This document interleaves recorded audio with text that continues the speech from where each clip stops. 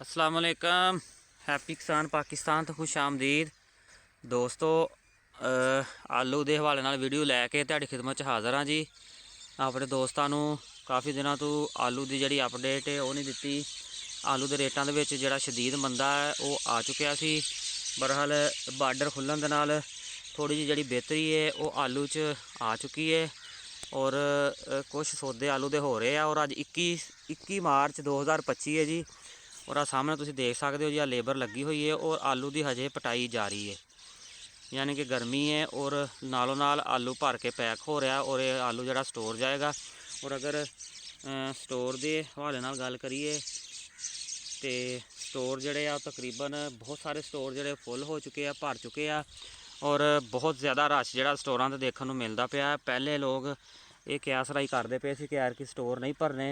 बहुत सारे स्टोरां ने शुरू तो पैसे भी नगद दिते लोगों को कि साडे स्टोरां च आलू रखो और बारदाना भी अपने कोलों दिता कि शायद आलू जड़ा है वो स्टोर ना भरन। बहरहाल लेट दे विच मैं अपने दोस्तों को दस्सिया सी कि आलू की पैदावार जी बहुत शानदार होंदी नज़र आ रही है। ज़्यादा पैदावार आने की वजह तो बार्डर बंद होने की वजह तो स्टोरां रुझान जड़ा बहुत ज़्यादा हो गया और स्टोर तकरीबन जड़े आ फुल हो चुके हैं। और बहुत ज़्यादा दिन मंदे तो बाद थोड़ा जिहा रेट दे विच हलचल जी आ चुकी है। और अगर मौके पर गल करिए जोड़ा सफ़ेद माल अच्छा वो 1200 तो ला के 13 साढ़े 1300 रुपया फी मन के हिसाब नाल सेल हो रहा है। और सुरख जड़ियाँ वरायटियाँ वह भी 1200-1300 रुपया रेट आ फी मन के हिसाब नाल। और अगर उकाड़ा मंडी के विच गल करिए तो 22-23 हज़ार बोरी जी तकरीबन रोज़ाना की वो आ रही है। और हल्का माल जड़ा है वो 32-3300 रुपया का बोरी जी सेल हो रही है सफ़ेद माल। और अच्छा माल जड़ा है वो तकरीबन 4000 के राउंड अबाउट जड़ा है वो सेल हो रहा है। और VIP माल 46-4700 रुपये तक जड़ा फी बोरी का रेट है। अगर जाली की सफ़ेद गल करिए 1700 रुपये तो ला के 2200 रुपया सफ़ेद जाली का रेट है। और अगर सुरख माल की गल करिए बोरी जड़ी है वो नॉर्मल माल जड़ा 32-3300 रुपये का सेल हो रहा। अच्छा माल जड़ा 38-3900 रुपये का।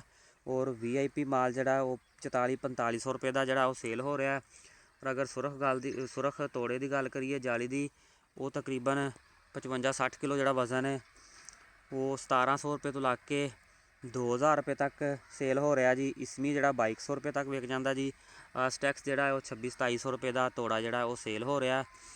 और ये नाल अगर बीज की गल करिए तोड़ा जड़ा वो 600-700 रुपये का।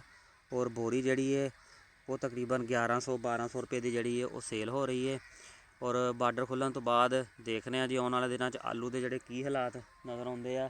बहरहाल स्टोर फुल ने, पटाइयाँ तुहाडी अक्खां दे सामने हजे जारी है, पटाइयाँ भी जारी ने। और ढेरियां दे विच भी जड़ा बहुत ज़्यादा माल जड़ा वो इस टाइम पिया है।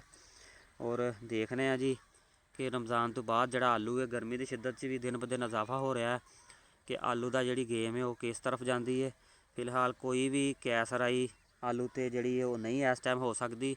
तो दोस्तों आलू के रेटां ते हवाले नाल वीडियो तुहाडी खिदमत पेश की है जी। मैं रिक्वेस्ट कराँगा जो दोस्तों ने हजे तक हैप्पी किसान पाकिस्तान सबसक्राइब नहीं किया वो हैप्पी किसान पाकिस्तान सबसक्राइब कर लो, बैल आइकन दबा लो ताकि मुख्तलिफ फसलों के हवाले नाल और मुख्तलिफ फसलों के रेटां के हवाले नाल वीडियोज़ जिहड़ियां हैप्पी किसान पाकिस्तान से अपलोड होंदियां ने तुहानूं बर वक्त देखने को मिलदियां रहन। अल्लाह हाफिज़।